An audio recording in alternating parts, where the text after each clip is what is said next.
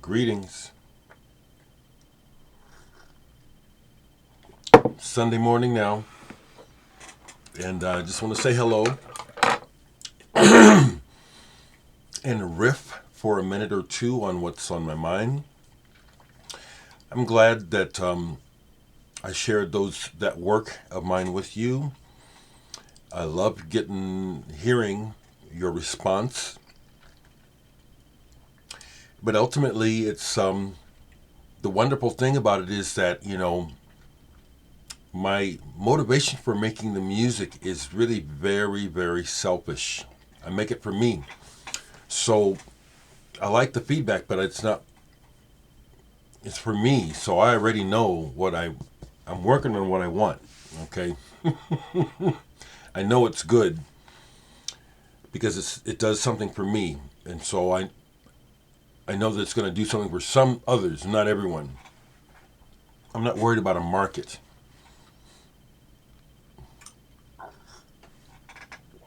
The other thing is, haven't you folks noticed how I'm very seldom try to sell you something that I really don't want to be a part of the way the world is, even though that's the way the world is, that everything is about making money. We have to make money. I know. I need money. I got quite a bit of stuff that I could sell, but I just almost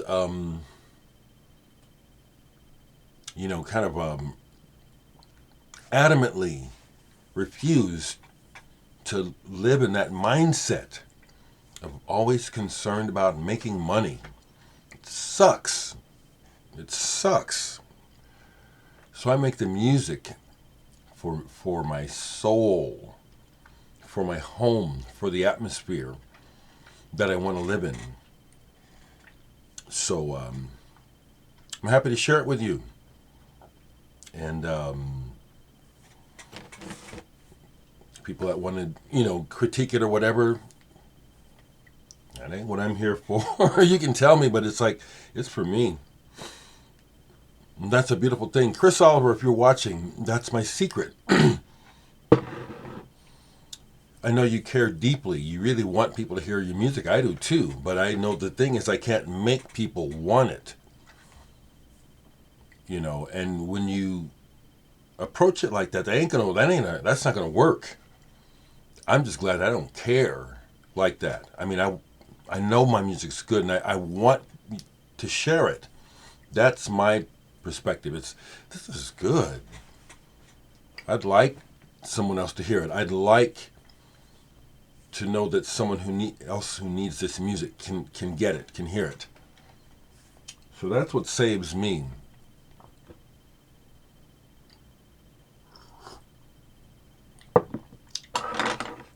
I did play some music. I found myself reflecting on how much I like my music, especially where I'm at right now. Much more than a lot of music that I like. I'm just really, really... Okay. You feel me? So I played most of this last night. It's a compilation of artists from Venezuela. Cosmic Visions of a Latin American Earth. Venezuela, experimental rock in the 70s. And this is where I have some Vitus Brenner. I never see Vitus Brenner records, so I don't have any. But I have some of his music on here. And the other names on here I don't know. But this is interesting. It's kind of uneven, but it's interesting. Yesterday would have been Captain Beefheart's birthday, so I put some on in the evening. Spotlight Kid. Now, Captain Beefheart is all about calling up his voice is a howlin' wolf thing, and he's deeply rooted in the blues, but it belongs to him. Captain Beefheart's mind was something else. I'm not often interested in listening to words. I do like wordplay. And his mind was quick and very interesting. So that's what's fun about Captain Beefheart, besides the music, because he did direct the strangeness of the music as well. But his wordplay and the way his mind would jump, and you could just hear it in the words, how one thing would prick another vision, and he'd just riff on it. That's interesting. I also have this. It was given to me by a friend who I haven't seen in a while, but this is his old party version. Lick My Decals Off Baby. He bought this album in 1970. So this is an original on the straight label with the insert. It's Party to Death. It's not in very good shape. But I like this as well. And this one is, interestingly, to my ears, where Captain Beefheart was introducing other elements besides the blues. So it's kind of progressive. It's kind of prog. It's weird. It's good. I didn't play this yet, but I pulled it. I have most of Beefheart's main albums. Shiny Beast, Bat Chain Puller. This is amazing. Pedro Santos. I don't really know the story about this album, but this is Krishnanda. Actually, there is a little information on the back about it, but not enough. There's a part of this that sounds like library music, and then there's a part of this that is just super psychedelic and just, it's like it's been beamed in from another dimension. This is a really amazing work. Which is another thing that has kept me fascinated about record collecting and music, is how I constantly discover these amazing works by humans that no one hardly knows about, because it wasn't about the money, it was about the creation. Amazing album. Now, some of you folks who follow me are on Facebook, I'm going to rant, and I'm going to particularly rant about the Canterbury groups and the Gong groups. This is a Soft Machine release, and these are the early demos that they recorded and sent to Giorgio Gomelski, or he paid for, trying to help Soft Machine get a record deal.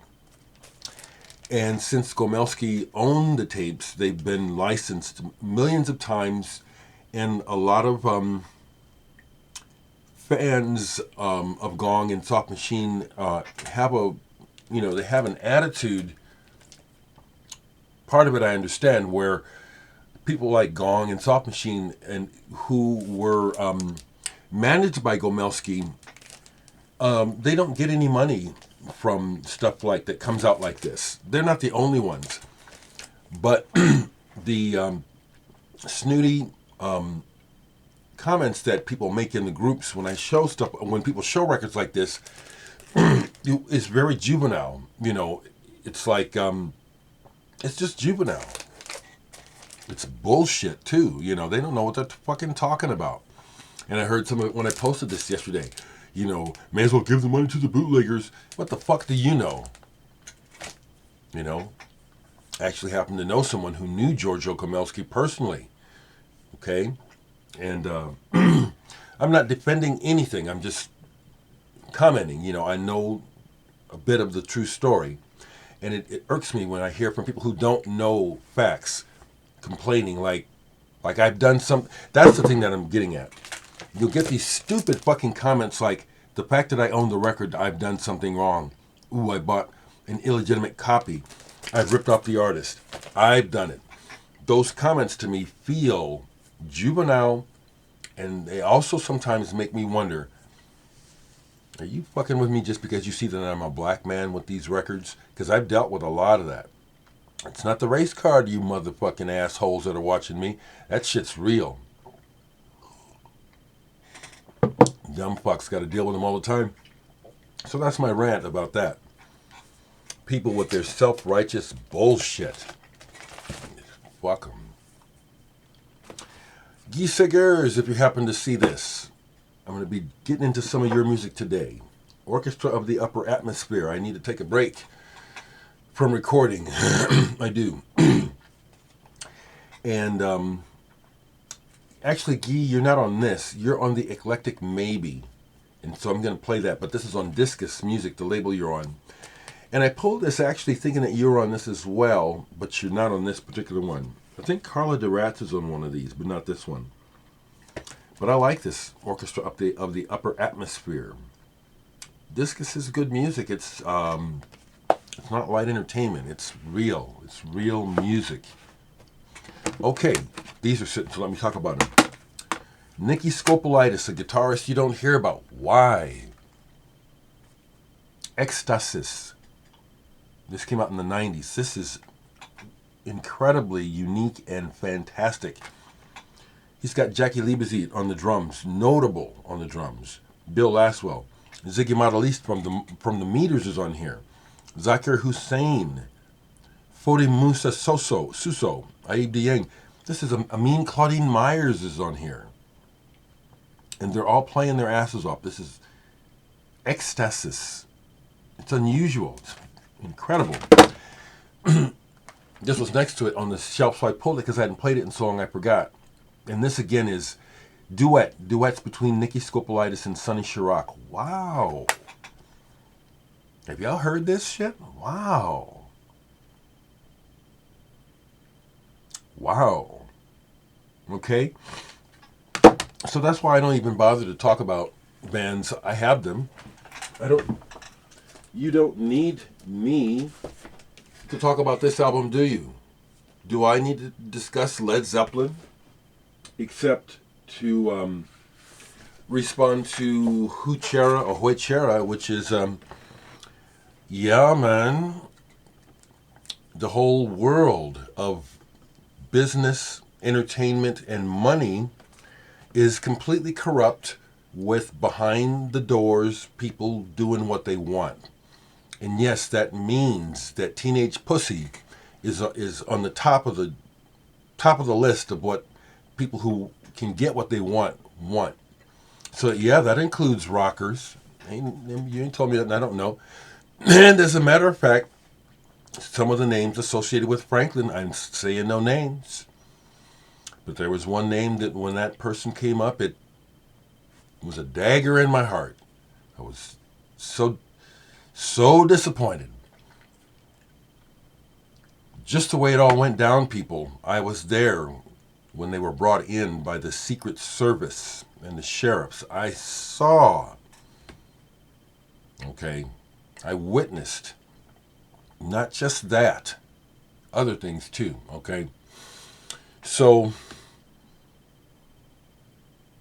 and I'm glad to say that I survived it myself, because I'm human too. But that's why I'm still here and playing music and playing music with younger people. Because my focus has been on playing music with them, not playing with them, with their bodies. That's why I'm still here. Still playing with young folks. So yeah, the world of money and power is just stinks. Just stinks. So anyway, just thought I'd say hello.